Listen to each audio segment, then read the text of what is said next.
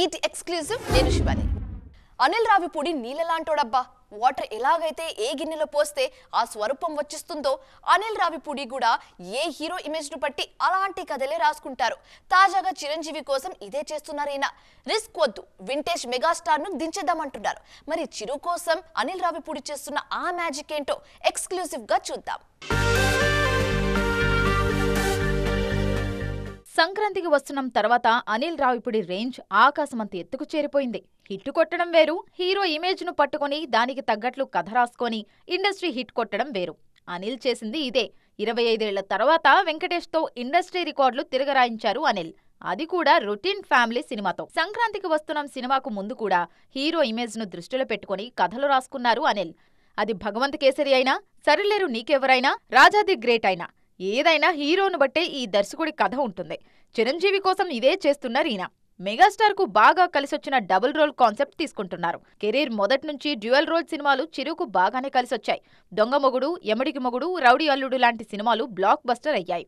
స్నేహం కోసం పర్లేదనిపించింది. Reentry cinema ఖైదీ number 150లోనూ ద్విపాత్రాభినయం చేశారు చిరు. ఇది కూడా సూపర్ హిట్ అయింది. అనిల్ రావిపూడితో తను చేయబోయే సినిమా రౌడీ అల్లుడు, దొంగ మొగుళ్లా ఉండబోతోందని చిరు ఇప్పటికే హింట్ ఇచ్చారు. ఈ లెక్కన డ్యూయల్ రోల్ ఖరారైనట్లే. ఒకటి మాస్, మరోటి కామెడీ. రెండూ కలిస్తే వింటేజ్ మెగా ఎంటర్టైన్మెంట్ ఖాయం. మే నుంచి అనిల్, చిరు సినిమా సెట్స్ పైకి వెళ్లనుంది. సంక్రాంతి 2026 విడుదలకు ప్లాన్ చేస్తున్నారు.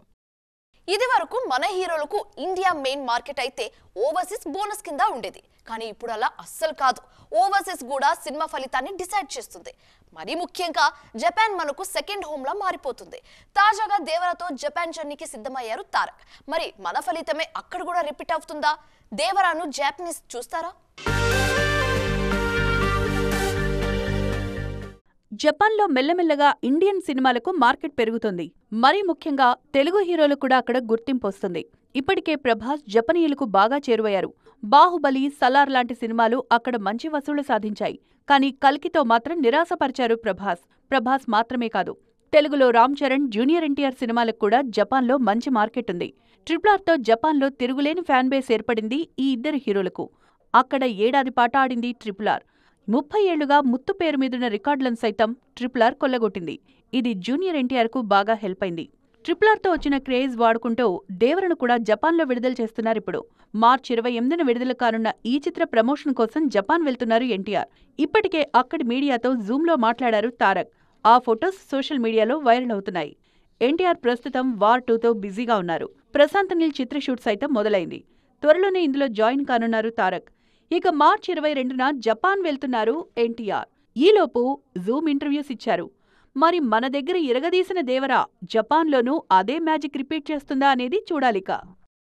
ఏంటబ్బా, చావా సినిమాకు అన్ని అలా కలిసొస్తున్నాయి. చేసింది హిస్టారికల్ స్టోరీ కదా, ఎవరి మనోభావాలు దెబ్బతినట్లేదంటే అనుకుంటున్నారంతా. అలా అనుకున్నారో లేదో ఇలా ఈ సినిమాపై వివాదం మొదలైంది. ఓ పెద్ద కాంట్రవర్సీలోనే చావా ఇరుక్కునేలా కనిపిస్తుంది ఇప్పుడు. మరి చావాను చుట్టుముట్టిన ఆ వివాదం ఏంటి? చావా సినిమాకు ఎవరి దిష్టో గట్టిగా తగిలేసింది. గత 2 వారాలుగా బాక్సాఫీస్ దగ్గర సునామీ సృష్టిస్తోన్న ఈ మూవీపై అనుకోని వివాదం చెలరేగింది. నిజానికి విడుదలకు ముందే చరిత్రకారులు కొందరు చావాను టార్గెట్ చేయాలని చూసినా ఎక్కడా ఛాన్స్ దొరకలేదు.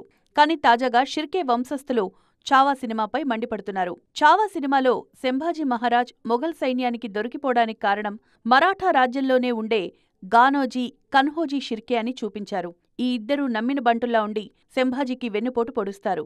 ఈ వంశస్థుల్లో ఒకరైన షిర్కే వారసులే ఇప్పుడు చావాపై అభ్యంతరం వ్యక్తం చేశారు. తమ పూర్వీకులను తప్పుగా చూపించి చరిత్రను వక్రీకరించారని ఆరోపించారు. సినిమాలో తన పూర్వీకుల సన్నివేశాలు మార్పులు చేయాలని, లేదంటే న్యాయ పోరాటానికి దిగడమే కాకుండా 100 కోట్ల పరువు నష్టం దావా వేస్తామంటూ దర్శకుడు లక్ష్మణ్ ఉటేకర్కు నోటీసులు పంపించారు షిర్కే 13వ తరం వారసులు. చావా వల్ల వాళ్ల మనోభావాలు దెబ్బతింటే క్షమించాలని కోరారు దర్శకుడు లక్ష్మణ్ ఉటేకర్. మరి ఈ వివాదం ఎక్కడ ఆగుతుందో చూడాలి. No logics, no emotions, only entertainment. మిమ్మల్ని పొట్ట చెక్కలయ్యేలా నవ్వించే బాధ్యత మాది. ఇంకా మీరు మర్చిపోండి అంటున్నారు సితారా ఎంటర్టైన్మెంట్స్. ఎందుకంటే వాళ్ళ బ్యానర్ నుంచి మన మ్యాడ్ కుర్రాలు మళ్ళీ వచ్చేస్తున్నారు కాబట్టి. మ్యాడ్ స్క్వేర్ టీజర్ విడుదలైంది. మరి అదెలా ఉందో చూద్దామా? చూస్తున్నారుగా, డీడీ అండ్ బ్యాచ్ మరోసారి వచ్చేశారు. ఏడాదిన్నర కింద ఎలాంటి అంచనాలు లేకుండా వచ్చి సంచలన విజయం సాధించిన సినిమా మ్యాడ్. యూత్ఫుల్ ఎంటర్టైనర్ గా వచ్చిన ఈ చిత్రానికి కళ్యాణ్ శంకర్ దర్శకుడు, నార్నె నితిన్, సంగీత్ శోభన్, రామ్ నితిన్ హీరోలుగా కంటిన్యూ అయ్యారు. కమెడియన్ విష్ణు వాళ్లకు తోడున్నారు. మ్యాడ్ స్క్వేర్ అనౌన్స్ చేసిన రోజు నుంచే అంచనాలు భారీగా ఉన్నాయి. మ్యాడ్ ఇచ్చిన ఎంటర్టైన్మెంట్ కంటే మ్యాడ్ స్క్వేర్లు డబుల్ డోస్ ఉంటుందని నమ్మకంగా చెప్తున్నారు మేకర్స్. టీజర్ చూస్తుంటే ఇచ్చిన మాట నిలబెట్టుకునేలాగే కనిపిస్తున్నారు. ఫ్రెండ్ పెళ్లికి వచ్చి ఆ తర్వాత గోవా ట్రిప్ వెళ్తారు హీరో అండ్ బ్యాచ్. అక్కడ జరిగిన ఫన్నీ మూమెంట్సే మ్యాడ్ స్క్వేర్ కథ.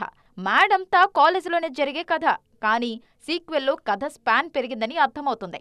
టీజర్లో ఇంట్రెస్టింగ్ పార్ట్ ఏంటంటే హీరోయిన్స్ ఎవరిని చూపించలేదు, కేవలం హీరోల అల్లరినే హైలైట్ చేశారు. మార్చి 29న మ్యాడ్ స్క్వేర్ విడుదల కానుంది. మరి ఈసారి డీడీ అండ్ బ్యాచ్ చేయబోయే రచ్చ ఎలా ఉండబోతుందో చూడాలిక. శివరాత్రి అంటే శివుడు జాగారమే కాదు, సినిమాలు కూడా గుర్తుకొస్తుంటాయి. మరీ ముఖ్యంగా పాత సినిమాలని మరోసారి థియేటర్స్ లోకి తీసుకొస్తుంటారు. నైట్ అంతా మేలుకుపోతూ ఉండాలి కాబట్టి అభిమాన హీరోల సినిమాలని మళ్ళీ రిలీజ్ చేస్తుంటారు. మరి ఈసారి అలా వస్తున్న పాత సినిమాలేంటి? ఈ వారం రానున్న కొత్త సినిమాలేంటి? శివరాత్రి వీకెండ్ను గట్టిగా క్యాష్ చేసుకోవాలని ఫిక్స్ అయిపోయారు సందీప్ కిషన్. ఈయన నటించిన మజాకా సినిమా ఫిబ్రవరి 26న పండగ రోజే విడుదలవుతుంది. కంటెంట్పై నమ్మకంతో ముందు రోజే ప్రీమియర్స్ కూడా భారీగా వేస్తున్నారు. ధమాకా తర్వాత త్రినాథరావు నక్కిని నుంచి వచ్చిన సినిమా ఇది. రీతూవర్మ హీరోయిన్గా నటించారు. ఈ వీకెండ్కు మజాకాతో పాటు ఆది పినిశెట్టి శబ్దం కూడా విడుదల కానుంది. ఫిబ్రవరి 28న రానుంది ఈ చిత్రం. ఇదిలా ఉంటే ఈసారి కూడా శివరాత్రి రోజు పాత సినిమాల స్పెషల్ షోస్ భారీగా పడుతున్నాయి. అందులో మహేష్ బాబు గుంటూరు కారం ముందుంది. హైదరాబాద్ సహా చాలా చోట్ల ఈ సినిమా షోస్ వేసుకుంటున్నారు super star fans. Prabhas fans కూడా సలార్ సినిమాను మరోసారి థియేటర్లో తీసుకొస్తున్నారు. ఏపీ, తెలంగాణలో చాలా చోట్ల సలార్ షోలు వేస్తున్నారు. RRR, రంగస్థలం, అరవింద్ సమేత లాంటి సినిమాలు సైతం ఈ శివరాత్రి కానుగ్గా మరోసారి ప్రేక్షకుల ముందుకు తీసుకొస్తున్నారు. మొత్తానికి ఈ శివరాత్రికి పాత, కొత్త సినిమాలు కలిసొస్తున్నాయి. సినిమాకు కొత్త హీరోయిన్ పరిచయం అవుతుంది, కానీ ఏం లాభం? ఒక్కరు కూడా సక్సెస్ కావట్లేదు కదా. అందుకే కదా మన హీరోలకు ఈ హీరోయిన్ల తిప్పలు. కానీ ఇప్పుడు అవన్నీ తీరిపోయేలా కనిపిస్తున్నాయి. మరో 2 ఏళ్ల వరకు హీరోయిన్స్ కష్టాలు ఉండకపోవచ్చు. చాలా మంది బ్యూటీస్ మేమున్నామంటూ భరోసా ఇస్తున్నారు. మరి ఇండస్ట్రీకి వచ్చిన ఆ కొత్త బ్యూటీస్ ఎవరు? కొత్త అమ్మాయిలు రావడం కాదు, వచ్చిన వాళ్ళు సక్సెస్ అయినప్పుడే హీరోయిన్ల కష్టాలకు కనీసం కామైనా పడుతుంది. ఇప్పుడిదే జరిగేలా కనిపిస్తుంది. మిస్టర్ బచ్చన్తో ఎంట్రీ ఇచ్చిన భాగ్యశ్రీ బోర్సే మీడియం రేంజ్ హీరోలకు మోస్ట్ వాంటెడ్ అయిపోయారు. రామ్ పోతినేని, విజయ్ దేవరకొండ కింగ్డమ్, దుల్కర్ సల్మాన్ కాంతా సినిమాల్లో నటిస్తున్నారీమే. భాగ్యశ్రీ బోర్సే ఎంట్రీతో ఓ సెక్షన్ ఆఫ్ హీరోలకు కొన్నాళ్ల పాటు హీరోయిన్ కష్టాలు తీరిపోయినట్లే.